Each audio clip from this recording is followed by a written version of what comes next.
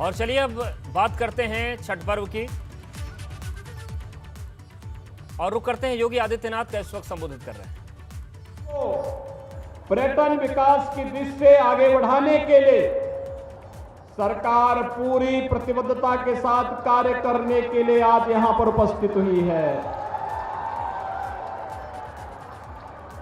भाइयों बहनों, मुझे आज जब हम लोग यहां पर एकत्र हुए हैं, मैं 2017 में भी आया था यहां पर श्री मनोज कश्यप के चुनाव प्रचार के दौरान।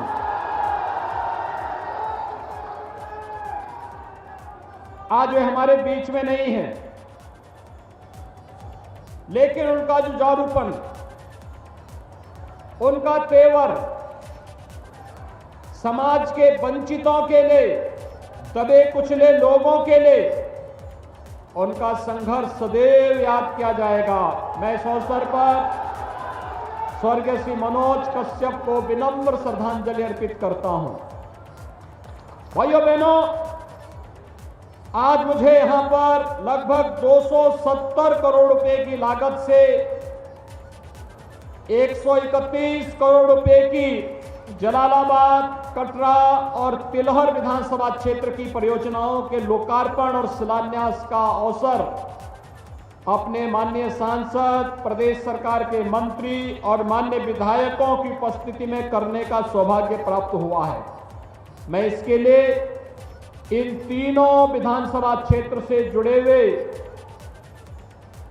सभी नागरिकों को, आप सभी भाइयों बहनों को मैं हृदय से बधाई देता हूं। आप सबके प्रति मैं अपनी शुभकामनाएं भी देता हूं। जो योजनाएं पूरी हो चुकी हैं, इसकी बधाई। ये योजनाएं आपके लिए कल्याणकारी हो, इस बात की कामना के साथ जो योजनाओं का शिलान्यास हो रहा है, प्रशासन से अपेक्षा है कि कार्यदायी संस्थाएं समयबद्ध तरीके से मानक की गुणवत्ता को बनाए रखते हुए इन कार्यक्रमों को पूरा कर लें, इस विश्वास के साथ कि जिससे आने वाले समय में इन योजनाओं का लाभ भी जलालाबाद, कटरा और तिलहर विधानसभा क्षेत्र की जनता को प्राप्त हो सके। इसी उद्देश्य के साथ आज भाइयों बहनों, मुझे जलालाबाद में एक बार फिर से आपके बीच में आने का अवसर प्राप्त हुआ है। मैं इसके लिए आप सभी नागरिकों को हृदय से बधाई देता हूं, अपनी शुभकामनाएं भी देता हूं। भाइयों बहनों, आपने बदलते हुए भारत को और प्रधानमंत्री मोदी जी के नेतृत्व में नए भारत को देखा है। एक नया भारत, एक भारत वो था जिसको गांव की चिंता नहीं थी, गरीब की चिंता नहीं थी, नौजवान की चिंता नहीं थी, महिलाओं की चिंता नहीं थी। और जब दुश्मन देश आंख दिखाता था तो तब सरकारें कहती थी कि कुछ मत बोलो, कहीं दुश्मन देश नाराज न हो जाए। लेकिन नया भारत, दुश्मन देश अगर आंख दिखाता है तो उसकी आंख को हथेली पर रखने का काम भी करता है। ये नया भारत है, जिस नए भारत में गांव के लिए, गरीब के लिए, किसान के लिए, नौजवान के लिए, महिलाओं के लिए, समाज के प्रत्येक तबके के लिए शासन की योजनाओं को पूरी ईमानदारी के साथ लागू करने का कार्य हो रहा है। यानी नए भारत का नया उत्तर प्रदेश आज आपके सामने है। ये नए भारत के इस नए उत्तर प्रदेश के साथ आप सबका आह्वान करने के लिए मैं आपके बीच आया हूं। भाइयों बहनों, 2017 के पहले उत्तर प्रदेश में क्या होता था? 2017 के पहले उत्तर प्रदेश में कोई पर्व और त्योहार शांतिपूर्ण तरीके से आप नहीं मना सकते थे। पर्व और त्योहार आते थे, दंगे शुरू हो जाते थे। शासन प्रशासन के फरमान जारी हो जाते थे, होली 12 बजे के बाद नहीं खेलोगे, दीपावली रात्रि को 9 बजे के बाद आतिशबाजी नहीं करोगे, सावन के महीने में कावड़ यात्रा नहीं निकालोगे, यही तो होता था।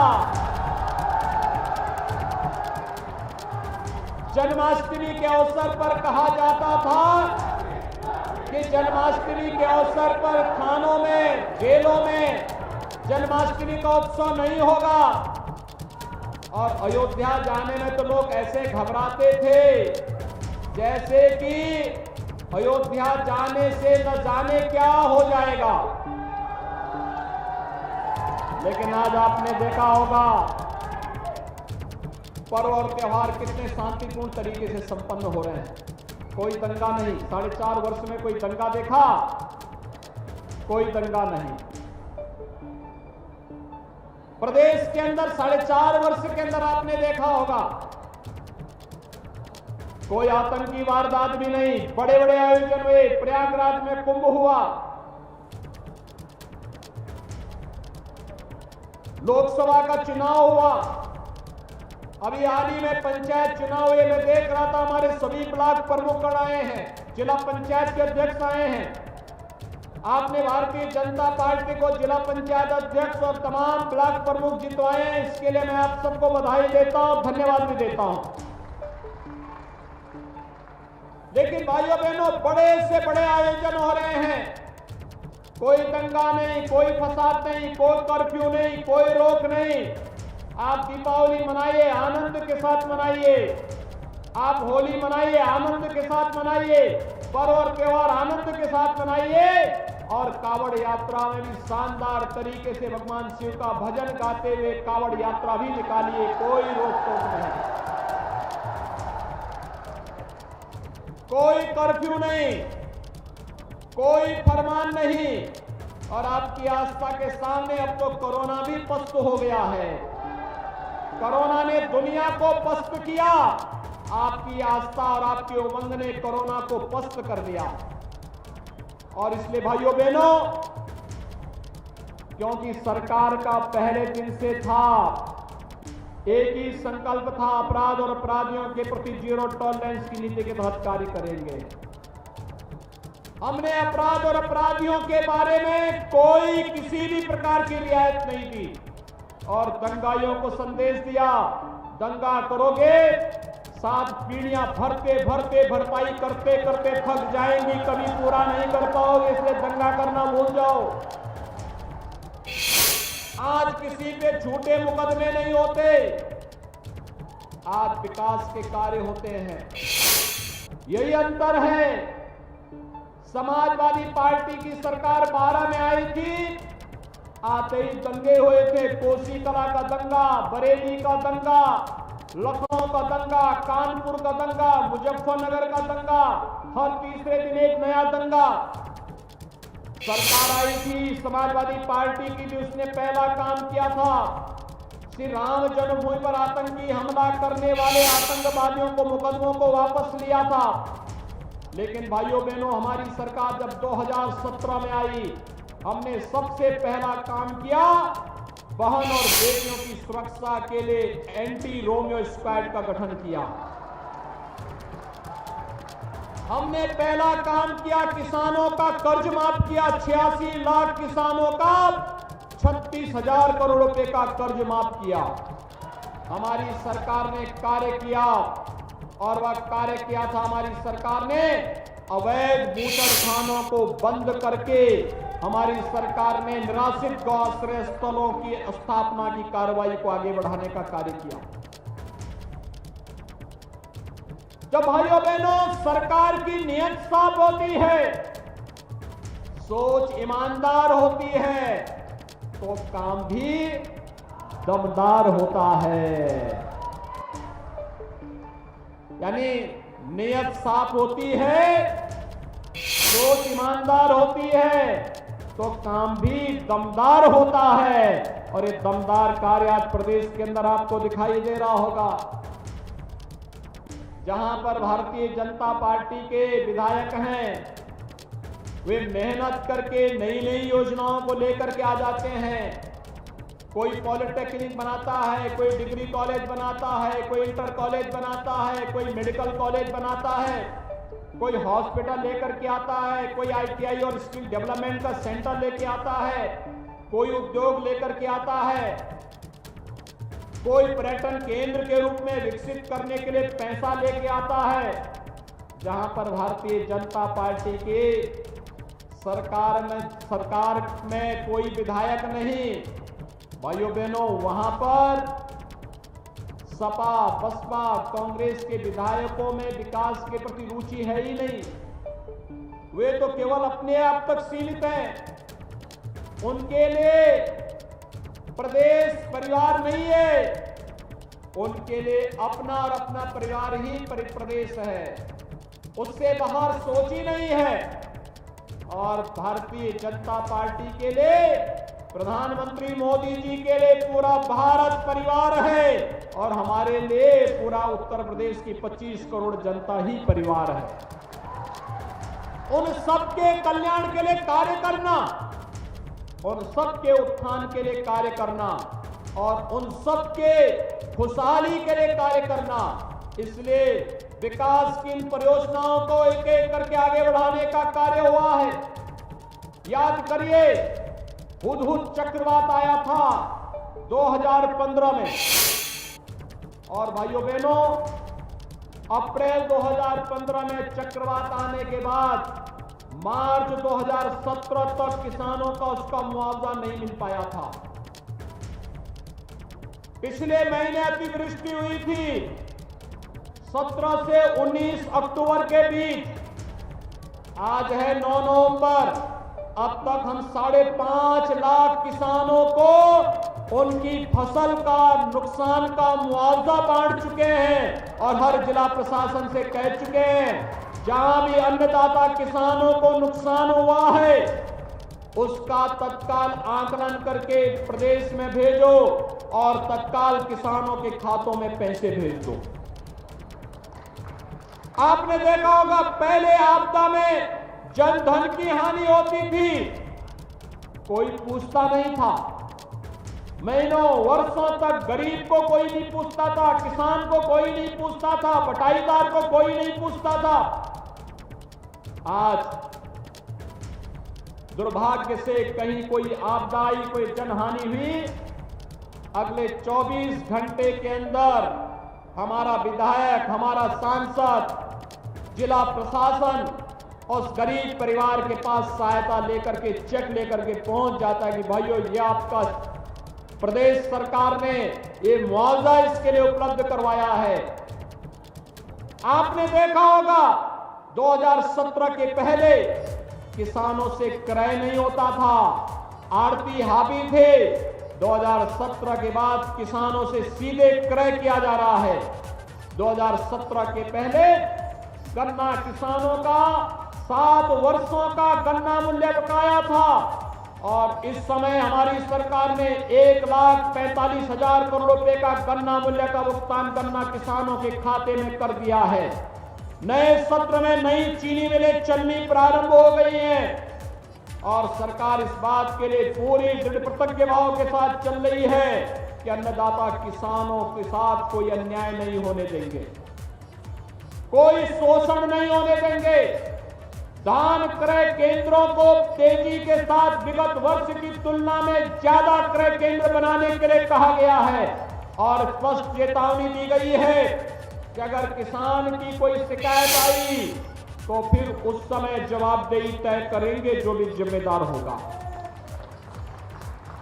पहले नौजवानों के लिए नौकरी के लिए कोई सरकारी नौकरी निकलती थी, एक खानदान वसूली के लिए निकल पड़ता था और उस खानदान में तो महाभारत के सभी रिश्ते थे, काका भी थे, चाचा भी थे, नाना भी थे, मामा भी थे, भांजे भी थे, भतीजे भी थे, बबुआ भी था और बुआ भी थी। ये सभी रिश्ते थे